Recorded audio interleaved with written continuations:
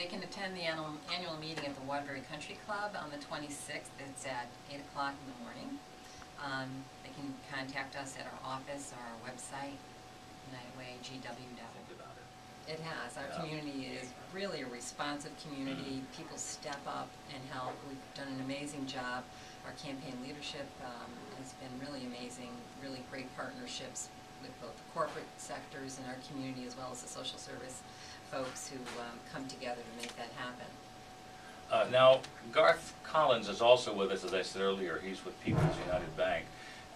You're the sponsor of this breakfast event coming up next week, but also I would assume that the bank has a very big commitment and a local interest in the United Way.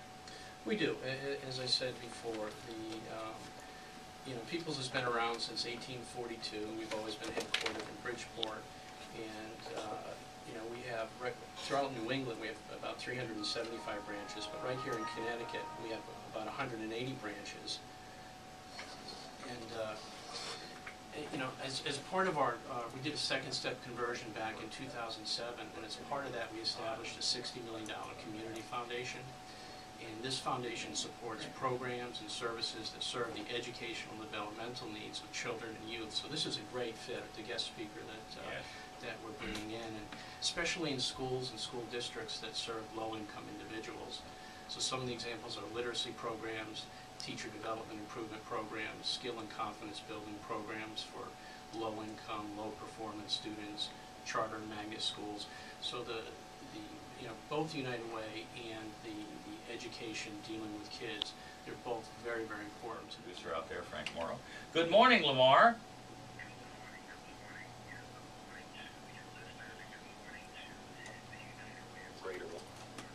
I'm excited to be on the line. I'm excited to be back in Connecticut next week.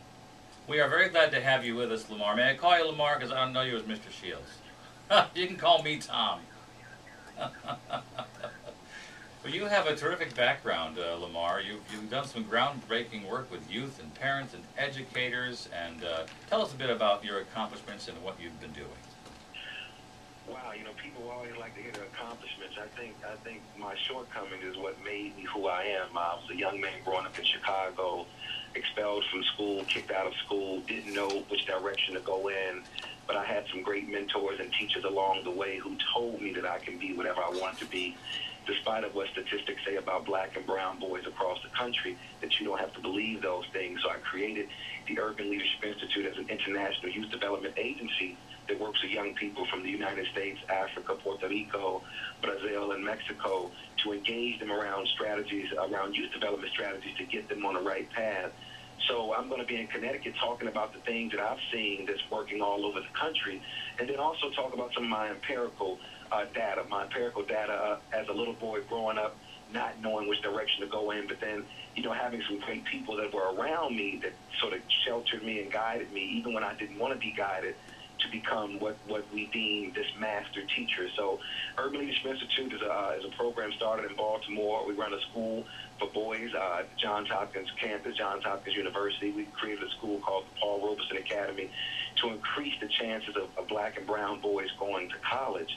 And, it's interesting. I probably need to get a new home in Connecticut because I've been there this past year. I've been there at least 5 times. So evidently my message is resonating with some of the people in the great state of Connecticut. So again, thank you for the sponsors, for bringing me out.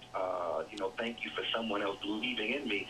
I'm always so grateful because, again, I remember sitting in the principal's office not knowing which direction I was going to go in, sitting in my mother's kitchen just crying because I just, was tired of upsetting her. So whenever I get the opportunity to speak in front of young people and adults, I'm always so humble and I'm always so grateful because it could have gone a different route.